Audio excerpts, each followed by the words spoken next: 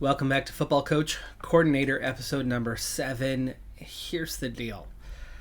We've got the worst offense in the nation. We have a terrible quarterback. Well, okay. Bottom line, we have 2 receivers, and that's it. There is no other offensive player who's got any quality. We do have more depth at running back, at tight end, at the offensive line that we've had in the previous years, but there's just no top-end talent. And we don't seem to be in a position to get it anytime soon. So I'm going to take my chances with a terrible year, expecting that it is going to be a terrible year, and we're probably not going to have an offer for any jobs for next year, but we have got to just get through the suffering of this season. Therefore, QuickSim is my friend this particular season. We need to just rush on through. We've got all of our tough games at home and all of our winnable games on the road, which means they're probably not winnable. So let's just get the Band-Aid ripped off and move ahead. We'll be lucky to get a win this season. And so the season opens with a loss, but only by 10 points, but it was probably the most winnable game of the season. Dorian Young, though, already passing yards per attempt was better than our previous quarterback, even though he's so terribly rated. We nearly got that first win of the season earlier, much earlier than expected. Our out-of-conference game on the road at Delaware, we lost by 3. Very, very close. Now, we did lose comfortably against Boise State, Washington State, and Oregon State. Offense put up points in all of those. Defense struggled to stop them from scoring. Didn't get blown out, but it was all in the 30s while we were in the 10s. Dorian Young, though, with a terrible rating, has actually been doing pretty good. A lot of passing yards game after game. We're about to enter the winnable portion of our season. Sadly, we're already 8 games in and winless to be at that point. The offense is healthy. Defense, less so, but they're still doing okay. And we have our first commits of the year ready to go with 2 defensive guys, both signing for us, and an offensive guy who I never had any sign or interest in, who was always down the depth chart, down the priority chart, and still somehow is the first to sign. So we've got a terrible tight end for next year. But the first ever in, 2.5 seasons? The first ever 100-yard rushing game by Sebastian Mallory has just taken place in that loss. Skipping straight ahead to the second half, our first winnable game of the year properly is Colorado State. They are just 1-7, have not won in conference, and we of course are still at 0-8, and we've got ourselves a 1-score ball game, but we are on the losing side. We have 1 field goal, they've had 1 touchdown, but we're going to get the ball to begin half number 2. Starting on the ground. We get enough for the first down there on 3rd and medium. Smash corners, our first deeper play, ends up in a dump off that gains 6. Quick slants is already getting somewhat penalized. Why don't we run straight up the middle then? Instead, inside zone gets the first down. Now we can go to the short pass and pick up 9. You want to go right back to it though. How about we deep pass with a play action power read? No, but then the halfback mid draw gets the first down. Another halfback mid draw gets another first down. Stick looking for the end zone, ends up in a sack. Setting up probably a field goal scenario. We go backwards again. Shallow cross gets back most of what we lost, setting up a 95% chance, and we cut the score to 1. They go for the return on a deep kickoff. Don't get very far with it. That's going to give us a good chance to get the ball back, but we do not. They march it all the way down the field, 92 yards, and now we trail 14-6. So we score, but they score, and they scored more. But we are a touchdown and an extra point away from having a tie game, but it's 3rd and 5 on this particular one. Look for the medium and go for the tight end under. No, punt. Not a very good one either, and they get a little bit of a return out of it and are marching right down the field. So their offense had a wake-up call, and at least we're going to hold them to a field goal. Down by 11. It's going to take 2 scores now to get something going. The middle slant works for a first down. Huge play there, 48 yards, a lot of run after catch. We hit that second level. They might have tried to play up. The guys going on those fly routes, or at least outward fly routes, drawing back the deep, and we were able to get to that second layer. Let's not go with the Y stick this time around. Let's go with a option, power read. That goes for 9, the halfback mid draw. Okay, so it's 17-12, which means we're down 5.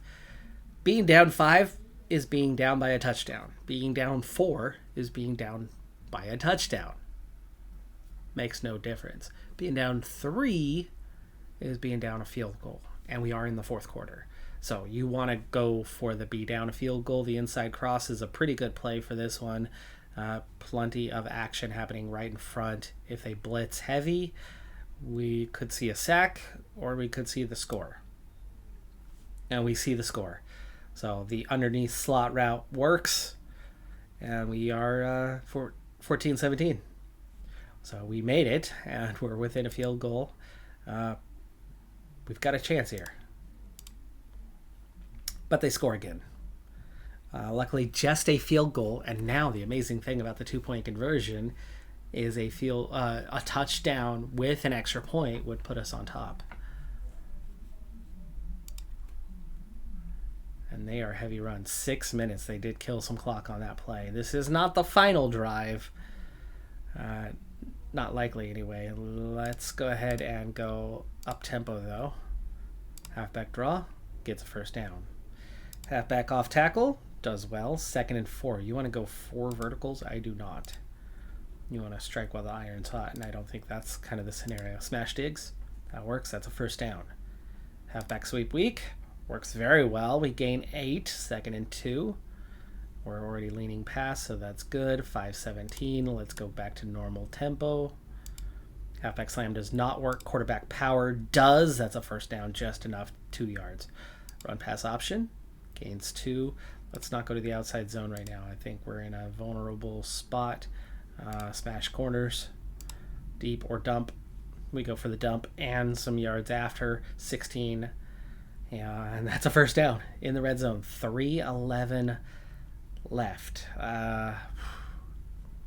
Curl flats. See what happens on first. 2nd and 3. Wide corner is not a good play right now. 2 guys back of the end zone, or 3 going under.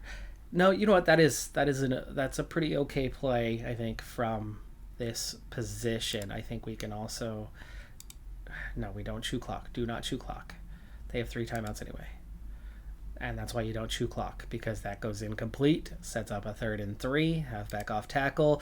Goes backwards. Now it's 4th and 5. I was hoping for at least a yard or 2, if not the first down, to set up a very manageable 4th. But at 4th and 5, it would be for the game. 2:06. Go up tempo. Oh, first down. First down. First and goal. Back to normal. Yeah, hiking at 133. It's not going to give them much time, but the run pass option has not been working. I am not a fan of that right now. Go for the short pass. Quick slants. Do we want the tight ends for it? No, I do not want the tight ends. We want the receivers. Receivers are stronger than those tight ends. That goes incomplete though. 2nd down. You want to go to the bubble screen? I do not. But the medium pass from here? No, it's penalized. Short pass is now penalized. Maybe we put it on the ground. 2nd and goal from the 7 or under. Take the under. Touchdown. Touchdown. Touchdown. Extra point. 21-20. I wanted to kill clock, but I just wasn't feeling confident with where we were at in any of those scenarios to try to kill. So we started up tempo, saw that things were working, dropped to normal, kickoff. Let's go defense. Minute 23 is a good amount of time for them though. There is absolutely nothing we can do here but sit and watch what happens as they make first down in 2 plays. Running back losing a couple yards there and a minute 10, and there goes all of their timeouts. They are out of timeouts with just over a minute left, but they get the first down on 2nd and long. Cover 2 man with just over a minute. A field goal's enough, and they seem to already be into that field goal kind of scenario. An incompletion there, though, 49 seconds left. Now they're in field goal range for sure, 43 seconds. Big sack, though. Linebacker Gallagher making it definitely not automatic for them. 27 seconds left. I can't change the play calling. They're going to step up and they're going to go for the field goal on 3rd and 8 with time still on the clock. 19 seconds still on the clock. 31-yard field goal, but it's a 90% chance. And they make it. They make it. We're going to have 14 seconds, but we have 3 timeouts. Flanker dig, yes, move the ball. Move the ball. 9 seconds now. Hail Mary. Hail Mary. Yep. Doesn't work. The offense did its job today. The offense stepped up in a big, big way, but we don't come with a victory as a result. 1 interception from Young in the first half. That was so close. First win of the year comes in an unexpected way against 4-5 UC Davis. Now, they're not actually that good. Somehow have won 4 games, though. But triple overtime, 34-31. The offense actually stepping up. And the defense had a pretty decent day before you get to triple overtime. So we do get our first win of the season. It is not a conference win, though, so it's not going to count in that category. But we've got 3 guys ready, all offensive players, and definitely 2 of the ones that I've been after. But this wide receiver, as much as I liked him, the AI did not, and they kept under-pitching him barely at all. This wide receiver, they actually liked, but I didn't, and we get neither. So there's how that one works. This is somebody that we were both keen on, however, I would find him way down the list of late, and he did get bumped out of being number 1. So he was number 1, but New Mexico State, the team we're playing, I think, next, ended up getting him. So none of those 3, and that seems to be how things work. The guy I like, the AI doesn't. The guy we both like, well, the AI changes their mind late and then lose the battle. And then the guy I don't like is the guy they do go after, but somewhere in that in between, without the overlap, we fail on all 3. 4 forced turnovers ended up being the difference in that game. New Mexico State, a little bit too strong this year, plus obviously we're on the road, and we have just 1 game left at 1-10. We're healthy. We're healthy going into that last game, though. Offense is, anyway. Here is my number 1 target, and I think we've got him, and we do. So we get a 63 overall, A+, B+ durability running back. That is a big, big signing for us. This is another one of those that I was very keen on, but the AI didn't like it so much, and they kept bumping him down. This is somebody that the AI was keen on. I wasn't but they end up getting him anyway. D lineman there. Here is a wide receiver that we do get signed, so at least we get a wide receiver. And the number 1 recruit for the defense didn't happen. They lost out on him. He's been at the top of the list. Final game will start from the second half, but UConn's 1-10. We're 1-10. They're 10-point favorites. We're on the road. But their offense could struggle. Our offense could struggle. We could see a low-scoring game. We're 129th in scoring this season while they're 98th. Both defenses also struggling. But offensively, they are really good in passing. But we've been 75th, and we've accumulated enough yards to be 112th. I should get a pretty big bonus because we are 138th in quality. But we have been much higher than that in the rankings. So it could end up actually working out. Defensively, we suck. But our offense is weaker than our defense. So it's actually been the offense carrying us so far this season in our 1 and only victory and in our close games. And starting in the second half, we actually have a lead. It's 12-7. Though UConn's going to start with the ball here, and let's go ahead and go to the next change of possession. Still 12-7. We halted them fairly quickly. We're going to get the ball back with decent field position. That was our offense. My bad. It's our ball now. Second drive of the half. I got that confused. So play action dagger to get us going here. We got a nice return on that one from the 1 yard line, but a 3rd and long is going to make this a difficult out. But we get the first down. Let's go ahead and not go back to short runs here or short passes. Slot outs. No. Inside zone. No. Deep shot. That's not good enough. That is not good enough. It's obvious we've got to go for it. So corner strike. The dump off. Not enough. We punt. And UConn scores. They take the lead. So 14-12. Offense has not had a good start to the second half here. And after 3 plays, I find myself in another 3 and out. And really good field position for them. But luckily we get the ball back. Halfback sweep goes backwards. Smash digs. Gets a small gain. Slants middle. Another 3 and out. The offense has gone ice cold. But luckily the defense recovers the ball. And in good field position. They went nowhere with that one. Because they went for it on 4th down. They went for it on 4th down and failed. Thank you. They were in the little too long for a field goal situation. Definitely too short for a punt situation. And they decided to go for it. Will this be the momentum swing to get us going here in the second half? Well, it starts off well. The running back picks up a first down inside zone.